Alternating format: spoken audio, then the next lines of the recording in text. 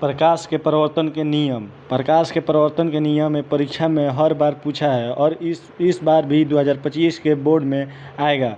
प्रकाश के परिवर्तन के नियम 2 होते हैं, इसको हम बता देते हैं 2 कौन कौन होते हैं।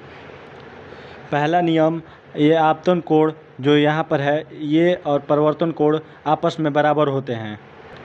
और दूसरा नियम, पर आपतित किरण परावर्तित किरण एक ही तल में समतल दर्पण के तल में यहाँ पर होता है और इसको कहते हैं प्रकाश के परिवर्तन के दूसरा नियम। चलिए आगे बढ़ते हैं। दूसरा क्वेश्चन है, समतल दर्पण द्वारा बना प्रतिबिंब होता है। तो हम आप सभी को बताए थे समतल दर्पण द्वारा बना प्रतिबिंब काल्पनिक होता है। यह आपको परीक्षा में ज़रूर पूछेगा। प्रकाश के नियम से निर्धारित होता है।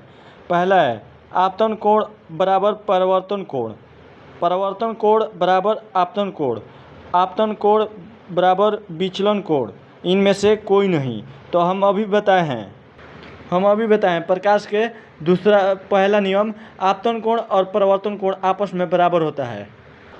तो इसका पहला ऑप्शन हो जाएगा, आपतन कोण और परावर्तन कोण आपस में बराबर होता है, पहला ऑप्शन।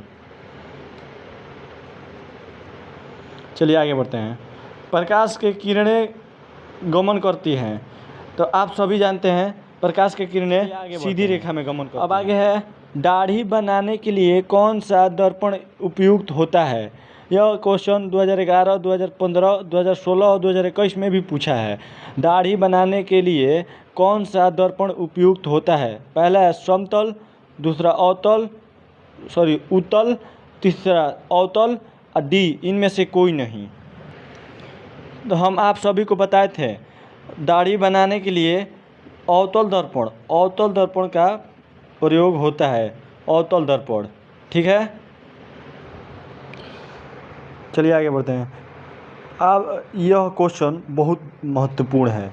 दर्पण का सूत्र है, देखिए यह क्वेश्चन 2020 में और 2021 में 2023 में भी आया है, 3 साल आया है और इस बार 2025 के बोर्ड में ज़रूर आएगा।